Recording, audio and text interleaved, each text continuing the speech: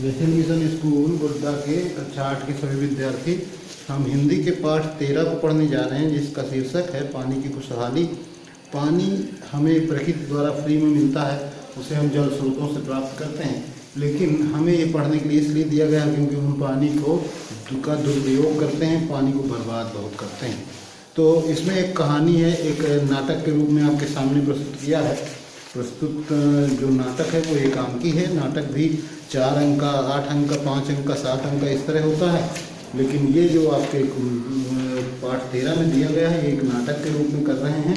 इसके पात्र हैं, एक राजा है, एक मंत्री है और एक द्वारपाल है। साथ में मंत्री के साथ एक मंत्री और राजा जब गांव में भ्रमण करने के लिए जाते हैं तो वो देखते हैं कि एक ग्रामीण जो है वो नहा रहा होता है। नहाते हुए वो पानी बंद नहीं करता है, पानी बहा रहा होता है। उसको राजा और मंत्री दोनों टोकते हैं। तो ऐसी कुछ बातें करता है जो शब्द मतलब ज़्यादातर ग्रामीण इस्तेमाल करते हैं। गुस्से में आ जाता है और गुस्से में आकर के वो जो समझाने का प्रयास करता है मंत्री, तो उसके लिए वो कहता है कि पानी क्या तुम्हारे बाप का है, इस तरह के शब्द प्रयोग करता है। तो फिर वहाँ महाराजा जो हैं वो राजा भी होते हैं, वेश बदल कर घूम रहे होते हैं। तो वो जो करते हैं वो उसे समझाते हैं, कहते हैं कि तुम तो गलती कर रहे हो, ऊपर से सीना चोरी कर रहे हो, अर्थात तुम हमारे साथ जो कर रहे हो ये इस तरह का काम है जिस प्रकार से कोई चोरी किया हो और उसी को डांटे जो उसे को पकड़ने गया हो, अर्थात उल्टा चोर कोतवाल को डांटे, इस तरह की बात करता है। और आगे देखते हैं कि एक तालाब है। तालाब में जो है एक ग्रामीण भैंस वाला है, वो भैंस ले जाकर नहला रहा होता है। तो उसे देखकर भी उन्हें लगता है कि बताइए पूरा तालाब का पानी भैंस को घुसेड़ कर नहला रहा है तो पूरा तालाब का पानी गंदा कर रहा है। इस तरह की जो एक बात होती है, इसको देखकर वो ग्रामीण वो जो भैंस वाला है उससे भी वो बात करते हैं और कहते हैं कि इस तरह तुम नहला रहे हो भैंस को, तो सारा पानी तालाब का गंदा कर रहे हो। आपको वो भैंस वाले को कहते हैं कि आपको पता है यहाँ भैंसों को नहलाने से और कपड़ों को धोने से, अर्थात ये जो तालाब है, तालाब के में कपड़े अगर आप भिगो के उसी में डाल कर धोते हो तो पूरे तालाब को दूषित कर देते हो, अर्थात गंदा कर देते हो उसके पानी को। उसी वक्त एक महिला वहाँ आ जाती है और वो महिला क्या करती है, महिला उसी तालाब से पानी भरने लगती है। तो पानी भरता देखकर उसे मंत्री रोकता है और कहता है यहाँ से पानी भर रही है, ये पानी तो खराब है, गंदा है, दूषित है। तो महिला कहती है क्या करें भैया, कुएं पर जाने से डर लगता है और कुएं में क्या है कि जगत नहीं बनी। जगत का मतलब कहते हैं जगत होता है कुएं की चार दीवारी, जो कुएं में हमें जाने के लिए तो सुरक्षा प्रदान करती है कि हम उसमें गिर न जाएं पानी निकालने में, इसके लिए वो चार दीवारी बनाई जाती है, उसी को जगत कहते हैं।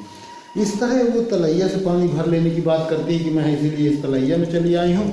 और तलैया मतलब छोटा तालाब को कहते हैं। तो छोटा तालाब जिसमें वो भैंस धो रहा था, जिसको रोका था उन्होंने भैंस धोने से और उसे समझाया था, वहीं वो पानी भरने आती है। तो वो बताती है कि इस कारण से मैं पानी यहाँ भरने आई हूँ। तब फिर वहाँ पर राजा जो भेष बदले हुए रहते हैं साथ में, वो राजा महाराज बोल पड़ते हैं कि ये बहुत बुरी बात है, कुएं में चारों तरफ से दीवार होनी चाहिए, नहीं तो खतरा हो सकता है। तभी मंत्री बताता है कि शायद आपने महाराज अखबार में देखा होगा, एक खबर छपी थी कि हरियाणा के एक कुएं में एक बबलू नाम का बालक गिर गया था, जिसको बड़े बुद्धिमानी के साथ समय रहते वहाँ के ग्रामीणों ने, वहाँ के लोगों ने निकाल लिया था, जिसकी वजह से वो उसकी जान बच गई। तो इसीलिए फिर महाराज जब ये बताते हैं तो महाराज कहते हैं कि पानी के स्रोत से हमें सदैव 10 मीटर की दूरी बनाकर ही सारे काम करने चाहिए, मतलब कपड़े धोने का काम, नहाने धोने का काम और वो मल त्यागने का काम, ये सब हमें पानी के जस्ट नज़दीक रहकर ये सब नहीं करना चाहिए, जिससे पानी दूषित होने से बचे। ये सब बातें सुन के महिला कहती है कि अब ठीक है, आपने हमें समझा दिया है, तो हम दीवार वाले कुएं से पानी भरेंगे जिससे हमें गंदा पानी न मिले, और हैंडपम्प आदि से भी पानी भरेंगे। इस तरह की महिला चली जाती है और भैंस वाला भी, उसकी भी दिमाग की बत्ती जल जाती है और वो कहता है मेरा दिमाग आपने खोल दिया, भैंसों के साथ रहते रहते मैं भी इनके जैसा बेअक्ल हो गया था, अर्थात ना समझ हो गया था। आप दोनों का बहुत बहुत धन्यवाद। भैंस वाला भी चला जाता है।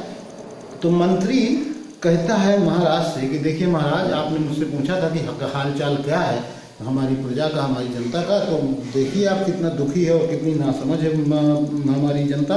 तो महाराज फिर मंत्री से कहते हैं कि आज से हम अपनी जनता को समझाने का उपाय करेंगे, जहाँ जहाँ पानी के स्रोत हैं वहाँ जानकारी के बोर्ड लगवाएंगे, अर्थात उनमें लिखवा देंगे तो वो पढ़ के जान जाएंगे कि हमें क्या क्या करना चाहिए। चित्रों द्वारा समझाने का वाले बोर्ड भी लगाएंगे, जनता को आसानी से समझ में आ जाए, इसके लिए ये सब व्यवस्था करेंगे। वे जान गए कि पानी जो है पीने का जो होता है वो अलग से भरना है और जानवरों को अलग से पानी पिलाना है, इससे पानी दूषित ना हो पाएगा। इस प्रकार से बहुत खूब महाराज कहते हुए मंत्री कहते हैं जनता अब हमारी समझदार हो जाएगी और वो दूषित पानी की समस्या से मुक्त हो जाएगी। ये जो बात है इसको सुनकर महाराज कहते हैं हाँ, जनता तो जागरूक हो जाए तो वह अपने आप को स्वच्छ बनाएगी अगर जागरूक हो जाएगी। अब मंत्री जब गांव ये कहते हैं हाँ गांव में स्वच्छता की लहर दौड़ जाएगी, हम उनके साथ मिलकर गाएंगे।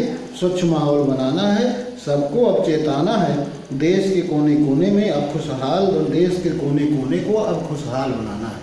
इसका मतलब ये होता है कि कहते हैं कि हमें स्वच्छ वातावरण बनाना है, स्वच्छ माहौल बनाना है, जिससे साफ सुथरा सब जगह रहेगा तो माहौल वातावरण जो हमारा होगा आसपास का वो स्वच्छ होगा। और सबको ये चेताना है, मतलब सबको हमें ये सब चीज़ समझा देनी है और देश के कोने कोने को अर्थात देश में कोने कोने को हमें अब खुशहाल बनाना है, अर्थात सब जगह खुशहाली फैला देनी है। हम लोग स्वस्थ रहेंगे तो हमारा बहुत अच्छा जो है माहौल होगा, हमें खुशहाली मिलेगी। इस प्रकार से हम ये पाठ पढ़ते हैं। इसका मैंने आपको एक तरह से समरी सारांश बताया है, इसे आप घर में ढंग से पढ़ेंगे और इसके प्रश्नों के उत्तर मैं आपको PDF में भेज दूंगा। इसके कठिन शब्द जो यहाँ मैंने लिख रखे हैं इनमें देख लीजिए। दृष्टि का मतलब होता है नजर, अनसुना का मतलब होता है नहीं सुनने का, ढोंग, और बेअक्ल का मतलब होता है नासमझ, आस का मतलब होता है उम्मीद, दूषित का मतलब होता है गंदा, भेजा का मतलब होता है दिमाग। यहाँ भेजा मतलब जो चीज़ हम किसी को भेजते हैं उसके लिए भेजा शब्द प्रयोग नहीं हुआ, ये भेजा हमारे ब्रेन हमारे दिमाग के लिए प्रयोग हुआ है। तो ठीक है, अगले वीडियो में हम अगला पाठ पढ़ेंगे। इसका जो रिक्त स्थानों की पूर्ति का PDF है और क्वेश्चन के आंसर का PDF है वो आपको मैं ग्रुप में भेज दूंगा। अगले वीडियो का इंतजार करें।